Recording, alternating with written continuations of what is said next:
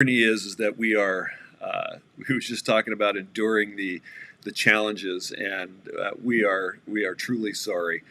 One more thing that I wanted to share regarding positivity and productivity is this quote here by Daniel Goleman, Richard Boyatzis, and Annie McKee. And that is that the fundamental task of leaders is to prime good feelings in those that they lead. And that occurs when a leader creates resonance and a reservoir of positivity that frees the best in people. And so at its root, then the primal role of leadership is emotional. And so that's really what it is that we're talking about here, and bringing the team along with us is to create that reservoir of positivity that frees the best. And as Dr. Paul was talking about, that's the creation part, right? Is to when people are free to create the upgrade for the productivity for the team. So Dr. Paul, I've just been monologuing here a little bit about this. Well, that's what we do when we have technical difficulties. Just roll with it, right? Right. Well, so can you give us a closing or parting thought as we go? One last hurrah here, and that is just anything that we've missed that you wanna close the loop on. There's obviously some very, very powerful implications of this model to leadership and team dynamics. In fact, when we're working with other people, understanding where our own mind is in this model and acknowledging that everybody we're working with is somewhere in this model too. A lot of times what happens is a leader gets focused on creation, on the upgrade, on what could be better. Let's go, guys, let's go create something awesome. And if the team at that point is in evaluation mode, they might be hearing, you're not good enough, because they're judging themselves. And inadvertently, sometimes as leaders, we put people in a position where they're feeling judged or criticized when we're really trying to motivate them. And so understanding of that, and then having the subtle skill sets that allow us to connect with people in a positive way in both modes, in evaluation mode and in creation mode. And I would just go back to what we talked about earlier. It's you don't have to change a thing. You have to change a think. And your thinking happens in at least those two modes, evaluation and creation. That's why the model is so powerful.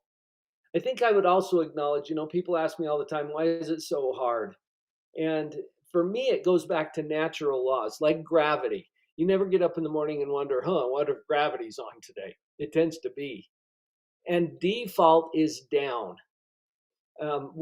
Christian asked some things about this earlier, related to practice and putting in the reps and reprogramming the brain. These concepts are simple, but simple and easy aren't the same thing. Default is down. And we know that anytime we park our car on a hill and leave the brake off. Okay, which way does it roll? You never hear of someone falling up. So be ready to put in the work, to do the reps, to practice this. I'm a black belt in positivity. I practice it every day. And as I'm teaching these models, I realize that it takes some time, some effort, some intention to actually reprogram our brain and get there. The good news is we can do it.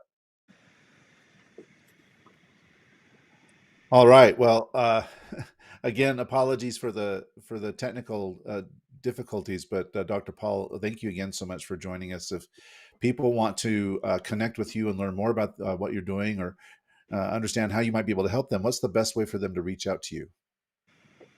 Well, I mentioned earlier, I'm happy to share a copy of my mini book, Portable Positivity, where I explain the model in detail, step by step, all the full color illustrations. Just go to drpauljenkins.com, spelled with a DR, drpauljenkins.com. Do a little /teamwork, and you'll get the Portable Positivity model.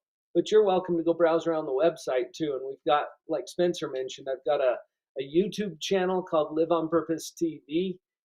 We've got over 700 or 800 videos there now. It's just crazy what's been happening over at YouTube. My podcast, Live on Purpose Radio, you can find that anywhere you get your podcasts. So those are the best ways. All right, that's fantastic. And we will definitely check out the site when we're done here. Spencer, uh, you're all over the place in the world, going out and helping people in Dallas this week. But if people want to learn more about how you can help them to increase their positivity and productivity when it comes to team performance and leadership, what's the best way for them to connect with you?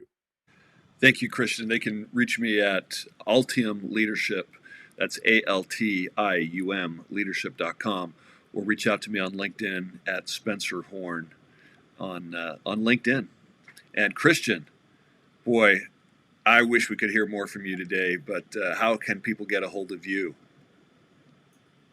Well, thank you, Spencer. People can reach me at my LinkedIn. So just look up Christian Napier on LinkedIn, or you can visit our website, rakonto.io. Let me spell that, rakonto.io, or email me, christian@rakonto.io.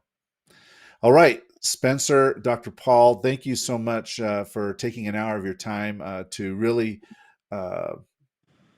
enlighten us today on the power of positivity and its importance. Listeners, thank you for persevering through our technical difficulties, and we invite you to please like and subscribe to our podcast, and we'll catch you again soon. Thank you so much.